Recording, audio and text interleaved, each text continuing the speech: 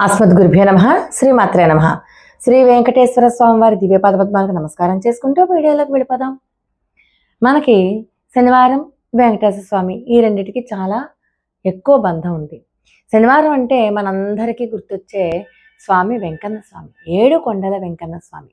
అయితే శత్రువుల నుంచి రక్షణ కావాలన్నా, మనకి ఆగిపోతున్నటువంటి పనులన్నీ కూడా జరగాలి అన్నా ఈ పూజ ఒక్కటే మార్గం. వెంకటేశ్వర స్వామి వారిని శనివారం పూజించుకుంటే చాలా మంచిది. అందులో శ్రవణ నక్షత్రం నాడైనా సరే, ఆ శనివారం నాడు ఏకాదశి ఘడియలున్నా సరే, ఇవన్నీ కూడా చాలా మంచి రోజులన్నమాట. శనివారం నాడు వెంకటేశ్వర స్వామికి ఇష్టమైనటువంటి రోజులు, ప్లస్ దాంట్లో శ్రవణ నక్షత్రం కలిసి ఉంటే కూడా చాలా ఇష్టం, ఏకాదశి కలిసి ఉన్నా కూడా చాలా ఇష్టం. మరి ఇలాంటి రోజున గనక స్వామిని పూజిస్తే కొన్ని వారాలు 7 శనివారాలు అనుకోండి గనక పూజిస్తే స్వామి మనకి కవచంలా ఉండి మనల్ని రక్షిస్తాడు. తన భక్తుల కోసం 7 కొండలు దిగొచ్చేస్తాడు. అంటే ఇది అత్యంత విశేషమైన శక్తివంతమైనటువంటి పూజ. ఈ పూజ విధి విధానాలు ఎలా చదవాలి, ఏం చదవాలి అన్నది మనం ఇప్పుడు ఈ వీడియోలో తెలుసుకుందాం. శనివారం నాడు మనం పొద్దున్నే చక్కగా తలస్నానం చేస్తాం. తలస్నానం చేసి హాయిగా ఇల్లు వాకిలి శుభ్రం చేసుకుంటాం.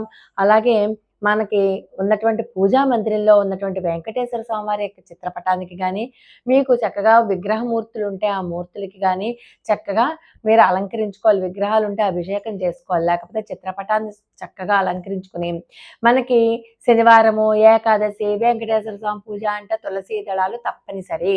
అలాగే పసుపు రంగు పువ్వులు కూడా తప్పనిసరి. అవి 2 పెట్టుకోండి దగ్గర. అలాగే వెంకటేశ్వర స్వామి చిత్రపటానికి నామం ఒకటి చక్కగా పెట్టుకోండి. వీలైతే పచ్చ కర్పూరంలో ఆ తెల్లటి తిరునామాన్ని కలుపుకొని మరీ నామం పెడితే చాలా విశేషమైనటువంటి ఫలితం వస్తుంది. అలాగే వెంకటేశ్వర స్వామి వారి యొక్క చిత్రపటం ముందు 2 ఆవునేతి దీపాలు కానీ, మీకు వీలైతే బియ్యపు పిండితో దీపాలు చేసి పిండి దీపారాధన చేయడం శ్రేష్టం.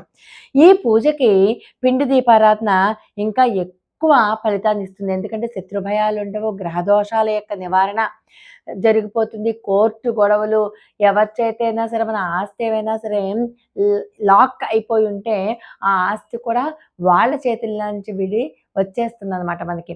ఇలా అన్ని రకాల ప్రయోజనాలు ఖచ్చితంగా కలిగి తీరుతాయి. అంటే ఈ పూజ చేసుకోవడం వల్ల మనల్ని ఈ పూజ ఒక రక్షక కవచంలాగా మనల్ని కాపాడుతుంది. అలాగే మనం స్వామివారి దగ్గర చిన్న రాగి పాత్రలో కానీ, వెండి పాత్ర, ఇత్తడి, కంచు, స్టీలు, సీవండి కాకుండా ఏ పాత్రలో అయినా సరే కాస్త నీళ్లు పోసి దాంట్లో ఒక ఏలక్కాయ, ఒక లవంగము, కాస్త పచ్చకర్పూరము వేసి స్వామివారి దగ్గర ఆ తీర్థంలాగా పెట్టడం ఒకటి.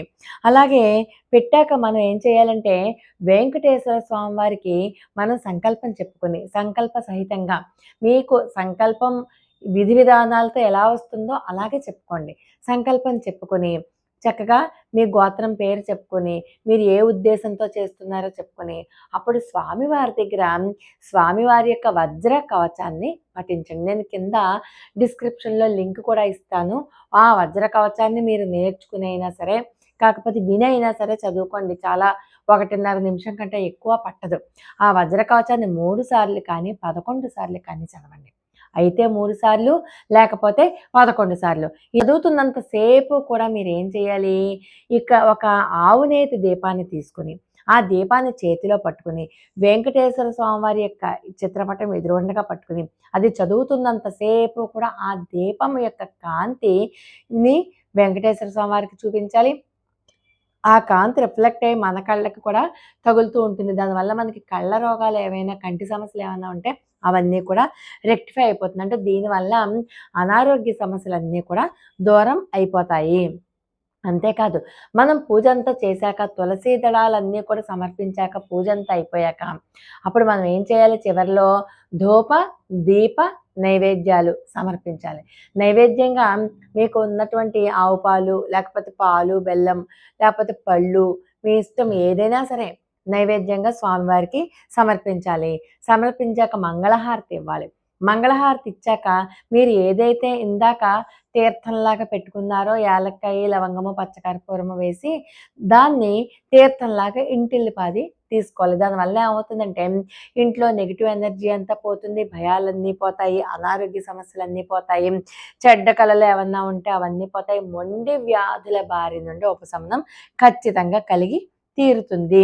అలాగే ఈ వజ్ర కవచ స్తోత్రాన్ని మీరు 2 పూటలా కూడా చదువుకోవచ్చు. ఉదయం పూజ అయిపోయాక సరే అయిపోతుంది. అలాగే సాయంకాలం కూడా యథాశక్తి దీపారాధన చేసి ఈ వజ్ర కవచాన్ని 3 సార్లు చదువుకోండి. అలాగే ఎప్పుడూ కూడా చెప్తూ ఉంటాను, స్వామివారి యొక్క పూజ చేస్తున్నప్పుడు అమ్మవారి యొక్క పూజ కూడా చేయాలని. మీకు అమ్మవారి యొక్క పూజ లక్ష్మీ అష్టోత్తరం కానీ, లక్ష్మీ అష్టకం కానీ ఏదో ఒకటి లక్ష్మీ అమ్మవారిది. ఏమీ రాకపోతే లక్ష్మీం క్షీర సముద్రరాజ తనయాం శ్రీరంగధామేశ్వరి అన్నటువంటి శ్లోకాన్ని 3 సార్లు కానీ 11 సార్లు కానీ చదవండి. చదివి ఆ పూజ అంతటితో పరిసమాప్తం చేయండి. అయితే శనివారం నాడు ఉల్లి వెల్లుల్లి కూడా దగ్గరికి రానివ్వకండి. అలాగే మద్య మాంసాల జోలికి వెళ్ళొద్దు, తగాదాలు పెట్టుకోవద్దు, గొడవలు పెట్టుకోవద్దు. ఇంట్లో మాత్రం ధూపం మాత్రం ఖచ్చితంగా వేయండి. ఇలాగా మీరు 11 వారాలు లేకపోతే 7 వారాలు క్రమం తప్పకుండా గనక చేసినట్లయితే ఇంట్లో మార్పు మీకు 3, 4 వారాలు అయ్యేసరికి ఆ మార్పు ఏదో మీకే స్పష్టంగా కనబడుతుంది. దీన్ని శ్రీ వెంకటేశ్వర వజ్ర కవచ పూజ అంటారు. ఈ పూజ చేసి బాగుపడిన వాళ్ళు, మనశ్శాంతితో ఉన్నవాళ్ళు ఇప్పటికీ కూడా ఆ పూజను కంటిన్యూ చేస్తూ ఉన్నారు. అది ఈ పూజలో ఉన్నటువంటి విశేషం. లోకా సమస్త సుఖినో భవంతు. మరొక అద్భుతమైన వీడియోతో మళ్ళీ కలుసుకుందాం. అంతవరకు నమస్కారం.